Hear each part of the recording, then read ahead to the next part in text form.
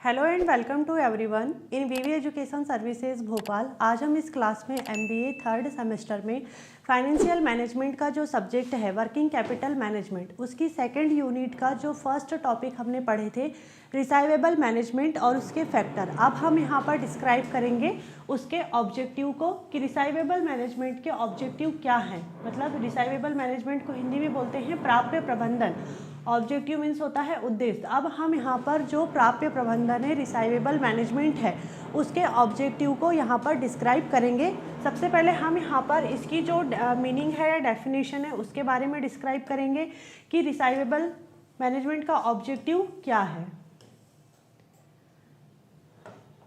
देखो यहाँ पर हम सबसे पहले जो रिसाइवेबल मैनेजमेंट है उसकी मीनिंग को डिस्क्राइब करेंगे। इसकी मीनिंग है यहाँ पर the main objective of receivables management is that the company should sell on credit to its customer but also get the money back on time so that there is no shortage of cash flow and the risk is also reduce. ठीक, अब यहाँ पर देखो ये क्या बोलना चाह रहा है। रिसाइवेबल मैनेजमेंट का जो मतलब ये जो रिसाइवेबल मैनेजमेंट है इसका जो मेन ऑब्जेक्टिव है, इसका जो मुख्य उद्देश्य है कि कंपनी अपने ग्राहकों को मतलब जो कस्टमर को उधार मतलब क्रेडिट, ठीक, अपने कंपनी अपने ग्राहकों को उधार बिक्री तो दे मतलब सेल तो करे लेकिन समय पर पैसा भी वापस आ सके ताकि क्या हो सके जो नकदी है कैश फ्लो क्या होता है ये अभी हम यहाँ पर समझेंगे।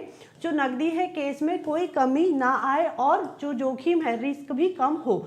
यहाँ पर देखो सबसे पहले हम देखते हैं कि रिसाइवेबल्स क्या होता है, फिर देखेंगे रिसाइवेबल मैनेजमेंट क्या होता है, उसके बाद में हम इसको यहाँ पर समझेंगे। सबसे पहले देखते हैं कि रिसाइवेबल क्या होता है। देखो रिसाइवेबल, मान लो कि ये कोई एक कस्टमर है, कस्टमर ने इस कंपनी से उधार लिया है। अब यहाँ पर कंपनी ने कस्टमर को जो उधार दिया है उसमें जो पैसे हैं, पैसे फंसे हुए हैं, अब वो पैसे को वापस लेना ही रिसाइवेबल कहलाता है। मतलब कि जैसे आपने किसी को उधार पैसे दिए हो, अब वो पैसे आपको मिलने वाले हैं तो वो जो पैसे हैं उस पैसे को ही कहा जाता है रिसाइवेबल। और रिसाइवेबल मैनेजमेंट क्या होता है, रिसाइवेबल मैनेजमेंट में कोई बिजनेस या कंपनी जो रहती है वो ये देखती है कि किस कस्टमर को उधार देना है, कितना उधार देना है, कितने दिनों के लिए उधार देना है और समय पर पैसा वापस कैसे लेना है। इन सारी चीज़ों को जब देखा जाता है और पैसा वापस लिया जाता है तो यहाँ पर ये जो मैनेजमेंट हो रहा है इसी को रिसाइवेबल मैनेजमेंट कहा जाता है। ठीक है, अब यहाँ पर देखो इसका जो रिसाइवेबल मैनेजमेंट है इसका मेन पर्पस भी यही है कि जो कंपनी है, कंपनी अपने कस्टमर को क्रेडिट पर सेल तो करे मतलब उधार तो दे लेकिन जो उसका पैसा रहता है पैसा समय पर भी आ सके, है ना। ऐसा नहीं कि उधार दे दिए और समय पर पैसा ही नहीं आ रहा है, ऐसा नहीं होना चाहिए। रिसाइवेबल मैनेजमेंट का उद्देश्य ही यह है कि कंपनी अपने कस्टमर को उधार दे लेकिन उसका पैसा समय पर यहाँ पर वापस आ सके जो कंपनी है उसमें, ताकि क्या हो सके, ताकि जो केस है या जो केस फ्लो है उसमें कमी ना आए और कोई भी रिस्क ना हो। अब केस फ्लो क्या होता है, केस फ्लो जैसे जो भी केस है, ठीक, जो भी केस है, केस का इनफ्लो और आउटफ्लो। इनफ्लो मतलब पैसे का आना, ठीक, पैसा आना और आउटफ्लो मतलब होता है पैसा जाना। तो यहाँ पर ये जो केस है, जो पैसा है, पैसे में कोई कमी ना आए और जो रिस्क है, जोखिम भी यहाँ पर कम रहे। मतलब अगर पैसा समय पर नहीं आएगा तो यहाँ पर रिस्क भी हो सकता है बिजनेस को स्मूथली रन कराने में। इसीलिए रिसाइवेबल मैनेजमेंट का मेन ऑब्जेक्टिव यही है कि कंपनी अपने कस्टमर को उधार तो दे लेकिन वो उधारी का पैसा समय पर वापस आ सके ताकि जो केस है उसकी कमी कंपनी में ना रहे और किसी प्रकार का रिस्क कंपनी में क्रिएट ना हो।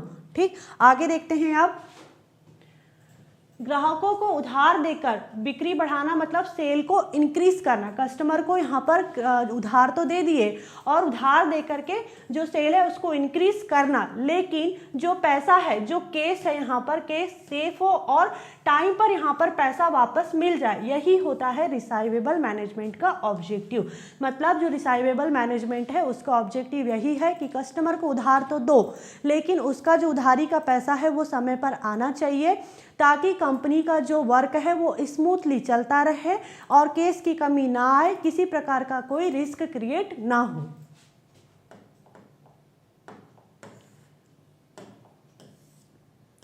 अब यहाँ पर देखो कुछ पॉइंट लिखे हुए हैं जिसके थ्रू हम यहाँ पर जो रिसाइवेबल मैनेजमेंट के ऑब्जेक्टिव है उसको 1 बाय 1 करके समझेंगे।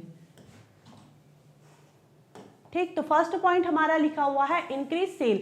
अब यहाँ पर जो सेल है उसको इंक्रीज करना इसका ऑब्जेक्टिव है। अट्रैक्टिव कस्टमर, कस्टमर को अट्रैक्ट करना ताकि कंपनी में आकर के सामान ले और ज़्यादा से ज़्यादा उसकी सेल हो।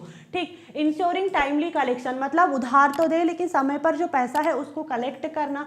Reducing risk of non payment, यहाँ पर जो रिस्क है रिस्क को रिड्यूस करना इसका ऑब्जेक्टिव है।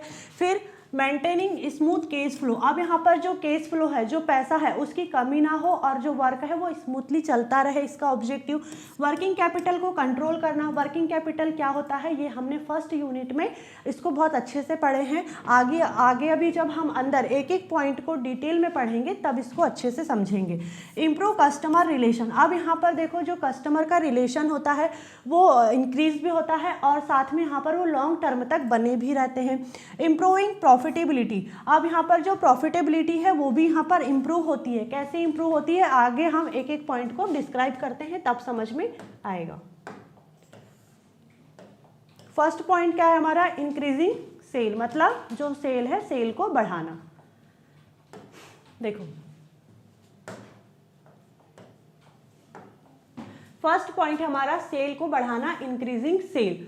Bye giving credit sale customer buy more which increase the sale of the company. अब यहाँ पर देखो उधार बिक्री देने से ज़्यादा ग्राहक सामान खरीदते हैं जिससे कंपनी की सेल बढ़ती है। ठीक, देखो यहाँ पर क्या हो रहा है, सेल इंक्रीज हो रही है, मतलब कस्टमर ने ज़्यादा सामान खरीदा है इसलिए कंपनी की जो सेल है वो इंक्रीज हो रही है।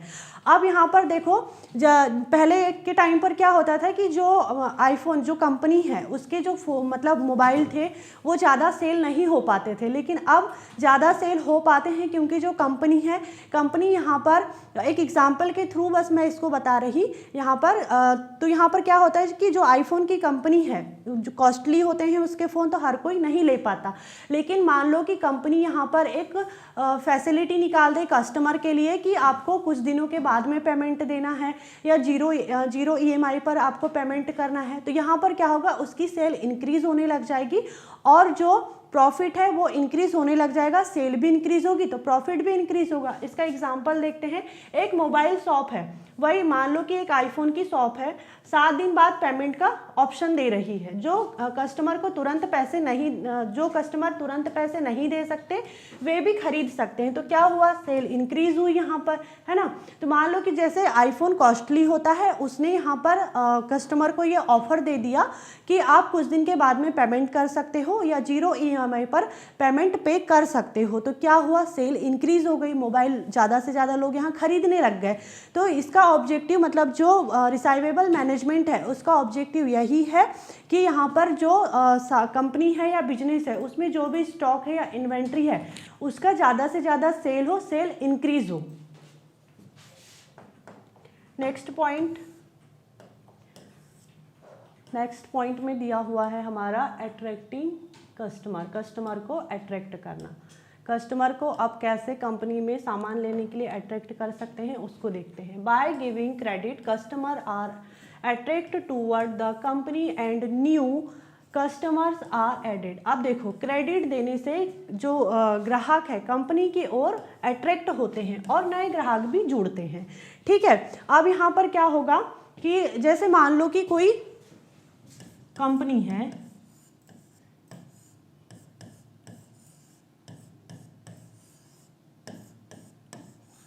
ये सब कंपनी है, ठीक, 5 company A, B, C, D और E। अब ये जो 5 कंपनियां हैं, ये कंपनी किस चीज़ की, मान लो कि कोई फर्नीचर शॉप है, ठीक है, फर्नीचर शॉप है, सबका काम एक ही है, ठीक, सबका काम तो एक है, ये सब यहाँ पर फर्नीचर ही सेल कर रहे हैं, लेकिन कस्टमर को कैसे अट्रैक्ट किया जाना चाहिए। मान लो कि जैसे ये कस्टमर है, ठीक, ये कस्टमर खड़े हैं, अब इनको अट्रैक्ट करना है, मान लो एक कंपनी ए को, वो क्या काम करेगी यहाँ पर वो कस्टमर को ज़्यादा उधार देने लग जाएगी, जिससे क्या होगा कि उसकी सेल भी इंक्रीज होगी और कस्टमर उसकी तरफ अट्रैक्ट भी होंगे। पहले ये यहाँ पर 1 लाख तक उधारी देती थी, अब क्या करने लग गई, अब ये 5 लाख तक उधारी देने लग गई। और ये जो चारों कंपनी है, चारों कंपनी में मान लो कि कोई क्रेडिट ही नहीं दे रही है अपने कस्टमर को, ये कोई उधार नहीं दे रही है, तो ये जो कस्टमर है, ये कस्टमर कंपनी ए में ही अट्रैक्ट होंगे, बाकी की कंपनियों में नहीं होंगे। क्यों? क्योंकि यहाँ पर क्या हो रहा है कि तुरंत में कस्टमर को अपने जेब से पैसे नहीं देने पड़ रहे हैं, तो यहाँ पर कस्टमर अट्रैक्ट हो जाते हैं, जिससे इसकी सेल इंक्रीज होने लग जाती है। एग्जाम्पल में देखते हैं, एक फर्नीचर की दुकान 0 EMI पर यहाँ पर फर्नीचर दे देती है, लोग उसी दुकान से सामान खरीदना पसंद करते हैं क्योंकि पेमेंट आराम से हो सकता है, ठीक, जैसे अभी हमने यहाँ पर एग्जाम्पल में देखे। तो इससे क्या होता है कि कस्टमर अट्रैक्ट होते हैं कंपनी की तरफ, या कोई भी शॉप है, बिजनेस है, उसकी तरफ, जब वो यहाँ पर कस्टमर को ज़्यादा फैसिलिटी देने लग जाए, ज़्यादा क्रेडिट पर सामान देने लग जाए, ज़्यादा क्रेडिट पर सेल करने लग जाए, ऐसी कंडीशन में यहाँ पर कस्टमर कंपनी की तरफ अट्रैक्ट होते हैं।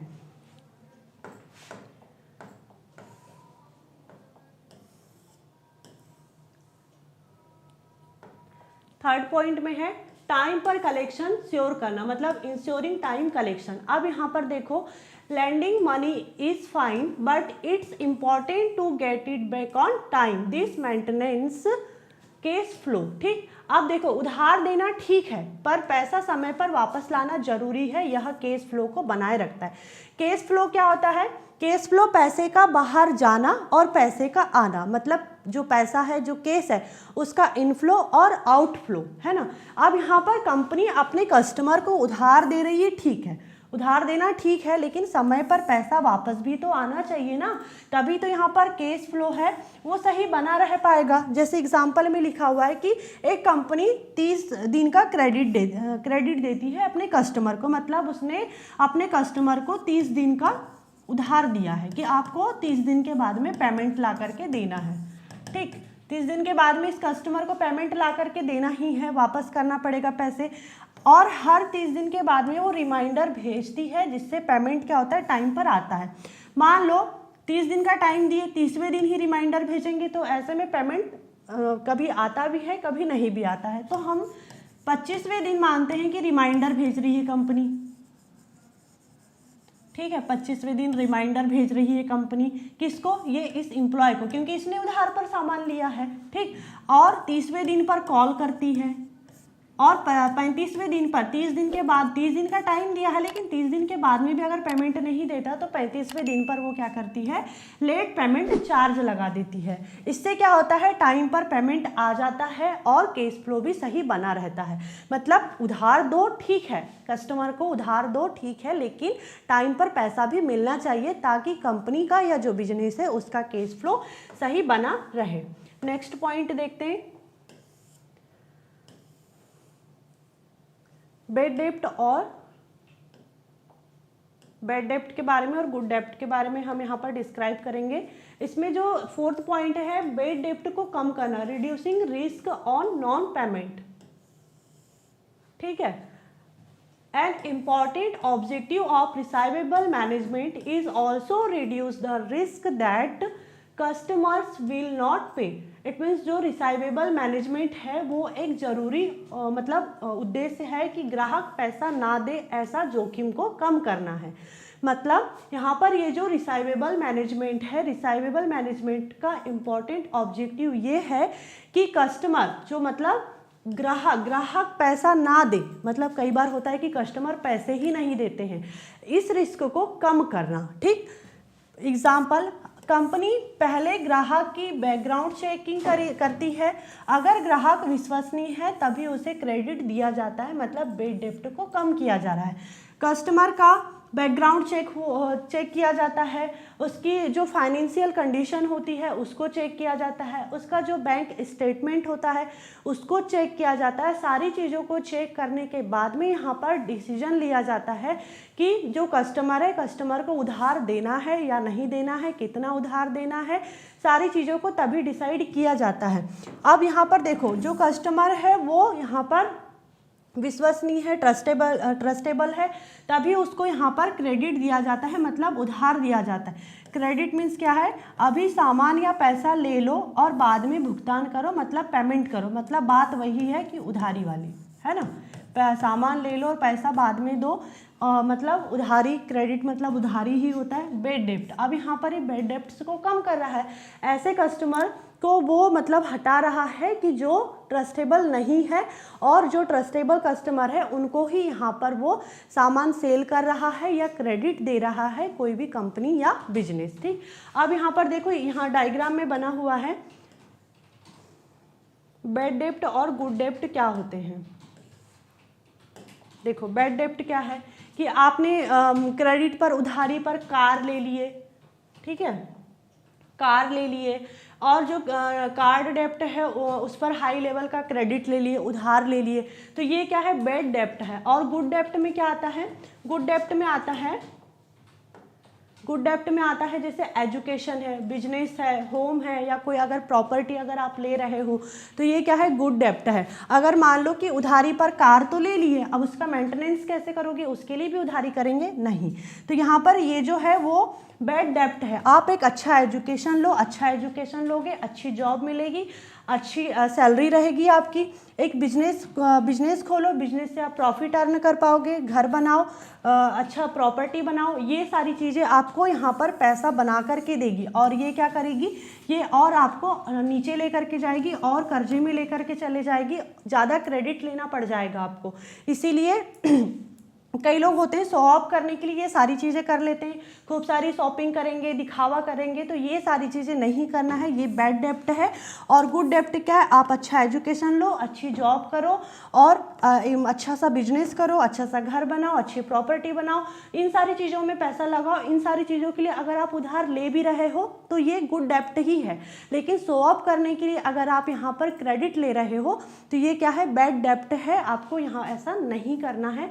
तो इन सारी चीज़ों को रिड्यूस करने के लिए ही यहाँ पर रिसाइवेबल मैनेजमेंट वर्क कर रहा है।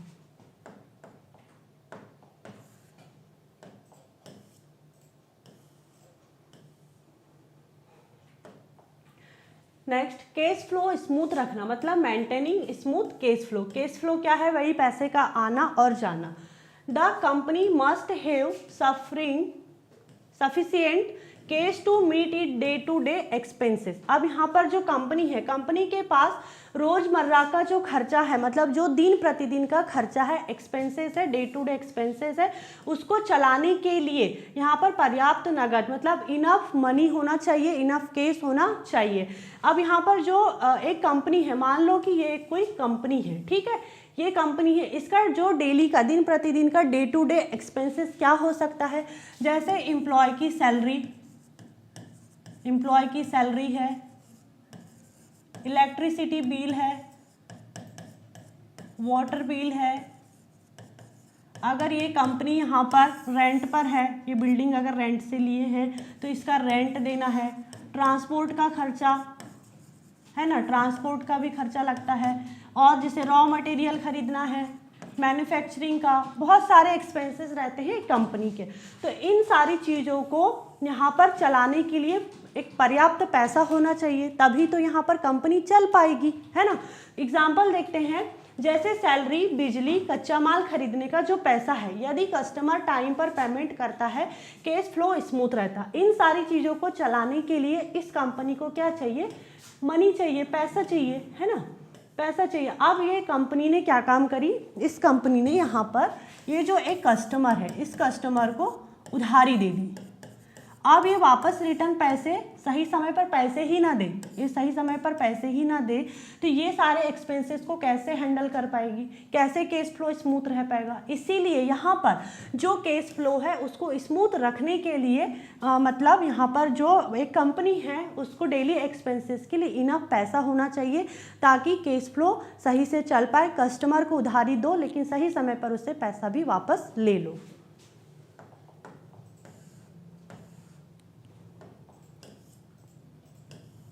आगे वर्किंग कैपिटल को कंट्रोल करना। सबसे पहले हम देखते हैं कि वर्किंग कैपिटल क्या होता है। वर्किंग कैपिटल हम किसे कहते हैं?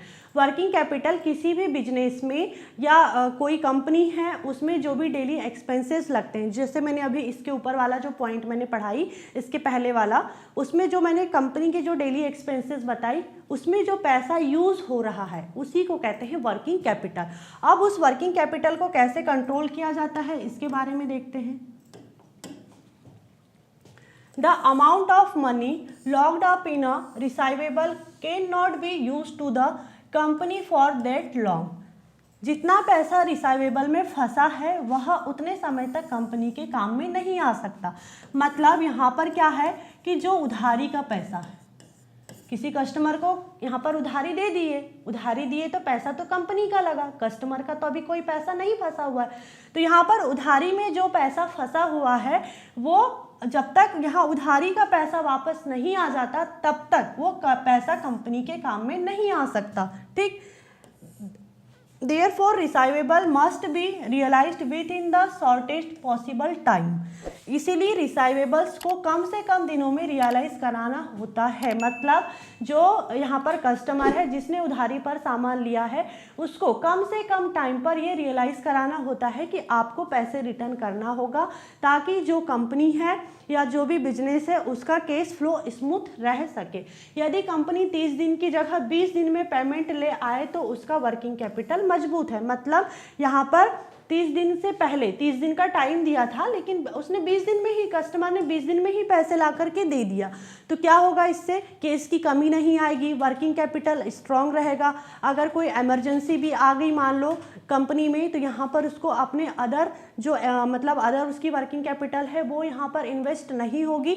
यहाँ पर उसने क्योंकि कस्टमर ने जो पैसे ला करके दे दिया उसी से उसका काम चल जाएगा। इससे क्या होगा, वर्किंग कैपिटल स्ट्रांग होगी।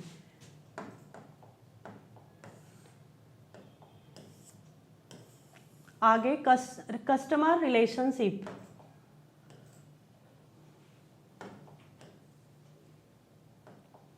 कस्टमर रिलेशंस बेहतर बनाना, मतलब जो कस्टमर के रिलेशनशिप होते हैं वो कस्टमर और जो भी कंपनी है या बिजनेस है उसके रिलेशनशिप को बेहतर बनाना जो रिसाइवेबल मैनेजमेंट है उसके ऑब्जेक्टिव है। Offering credit facilities increase customer confidence and builds long term relationship. उधार सुविधा देने से ग्राहक का जो भरोसा है वो बढ़ता है और लॉन्ग टर्म रिलेशनशिप बनते हैं। जैसे मान लो कि यहाँ पर बहुत सारे लोग ऐसे होंगे जो बिजनेस करते होंगे, ठीक है, बिजनेस करते होंगे या किसी की कोई शॉप होगी, ठीक है, किसी की कोई शॉप होगी तो वहाँ पर आपके शॉप में या आप किसी के कपड़े की दुकान होगी, किसी की किराना दुकान होगी, किसी का इलेक्ट्रॉनिक शॉप होगी, सबके अलग अलग बिजनेस रहते हैं। तो यहाँ पर आप बहुत पहले से आपके यहाँ पर भी ऐसे कोई कस्टमर होंगे जिसको आप उधार देते हो और उसको उधार देते हो, फिर उसके आगे वाली पीढ़ी भी मतलब उसके जो बच्चे रहते हैं वो भी आपके यहाँ से ही सामान ले करके जाते हैं। तो इससे क्या होता है, कस्टमर पर आपका भी भरोसा बढ़ता है, कस्टमर भी आप पर भरोसा करता है और यहाँ पर आपके मतलब जो कस्टमर है और जो कंपनी है या जो भी शॉपकीपर है उसका रिलेशनशिप भी लॉन्ग टर्म के लिए बन जाता है। ठीक, तो यहाँ पर कस्टमर के रिलेशनशिप को अच्छा बनाने में भी रिसाइवेबल मैनेजमेंट का ऑब्जेक्टिव है। एग्जाम्पल, कंपनी अपने पुराने और भरोसेमंद ग्राहकों को फ्लेक्सिबल क्रेडिट देती है, इससे ग्राहक भविष्य में भी उसी कंपनी से सामान को खरीदता है। जैसे अभी एग्जाम्पल में मैंने बताया कि आपके पापा जिस दुकान से सामान खरीदते होंगे आप भी उस दुकान में ही जाकर के सामान खरीदोगे क्योंकि आपके पापा ने आपको ये बता के रखा होगा कि वो XYZ जो भी शॉप है वो बहुत अच्छी है, मेरा लेना देना उससे बहुत पहले से चल रहा है, वो ट्रस्टेबल है, सामान अच्छी क्वालिटी का देते हैं, उधारी भी दे देते हैं, मतलब क्रेडिट पर भी दे देते हैं। तो इससे क्या होता है, ये लॉन्ग टर्म रिलेशनशिप बने हैं, कस्टमर और जो कंपनी है दोनों एक दूसरे पर यहाँ पर ट्रस्ट करते हैं।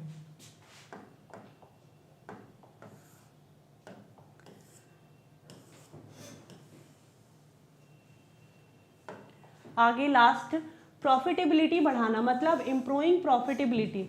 If sales increase by giving loan and the money is received on time then the profit of the company also increase. देखो, अगर उधार देकर सेल बढ़ती है, मतलब जो सेल है वो इंक्रीज होती है और पैसे समय पर मिल जाते हैं तो कंपनी का प्रॉफिट भी बढ़ता है। जैसे यहाँ पर उधारी पर कोई शॉप है जो सामान दे रही है, सामान बेच रही है, लेकिन कस्टमर भी टाइम टू टाइम ला करके उसको पैसे, जो कंपनी है उसको पैसे दे देता है, तो क्या होता है, कंपनी का भी यहाँ पर प्रॉफिट इंक्रीज होता है। पहले दुकान 100 मोबाइल बेचती थी, क्रेडिट पॉलिसी लागू होने के बाद में जो सेल है वो 150 मोबाइल हो गई, तो प्रॉफिट बढ़ा। क्रेडिट पॉलिसी क्या होती है, ये हमने यहाँ पर जो रिसाइवेबल मैनेजमेंट के फैक्टर्स पढ़े थे उसका फर्स्ट पॉइंट ही था ये कि क्रेडिट पॉलिसी क्या होती है। क्रेडिट पॉलिसी ऐसे रूल्स होते हैं, ऐसे मतलब रूल्स या रेगुलेशंस होते हैं जिसमें यहाँ पर इसके बेस पर जो कंपनी है, कंपनी ये फिक्स करती है कि किस ग्राहक को कितना, कितने समय के लिए और कितनी, मतलब किन शर्तों के आधार पर पैसा, मतलब उधारी देना है, क्रेडिट देना है और उस पैसे को कैसे वापस लेकर के आना है। ये होती है क्रेडिट पॉलिसी, मतलब उधार देने की जो नीति है। उधार देने की नीति में पहले यही देखा जाता है ना कि कस्टमर भरोसेमंद है या नहीं, उधार देना है या नहीं, कितना उधार देना है, कितने दिनों के लिए देना है, पैसे को कैसे वापस लेकर के आना है, तो ये क्रेडिट पॉलिसी है। तो यहाँ पर देखो प्रॉफिटेबिलिटी कैसी बढ़ी यहाँ पर कि उधार पर सामान भी बेच दिए, समय पर कस्टमर ने पैसे भी ला के दे दिया और समय पर पैसे ला करके दे दिया, तो कंपनी का यहाँ पर प्रॉफिट भी हो गया।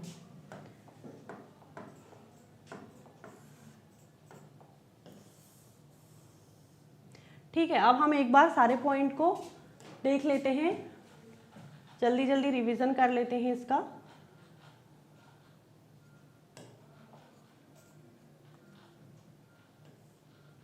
देखो, ये 8 पॉइंट अभी हमने देखे थे जिसके थ्रू यहाँ पर ये हमने क्लियर किए कि रिसाइवेबल मैनेजमेंट का ऑब्जेक्टिव क्या है। रिसाइवेबल मैनेजमेंट का ऑब्जेक्टिव क्या है, उसका ऑब्जेक्टिव यही है कि सेल को इंक्रीज करना, कस्टमर को अट्रैक्ट करना, टाइम पर जो पैसा उधारी दिए हैं उसको कलेक्ट करना, रिड्यूसिंग रिस्क को कम करना, फिर यहाँ पर मेंटेनिंग स्मूथ केस फ्लो को सही, मतलब स्मूथ रखना ताकि कंपनी में केस की कमी ना हो और कोई भी रिस्क क्रिएट ना हो।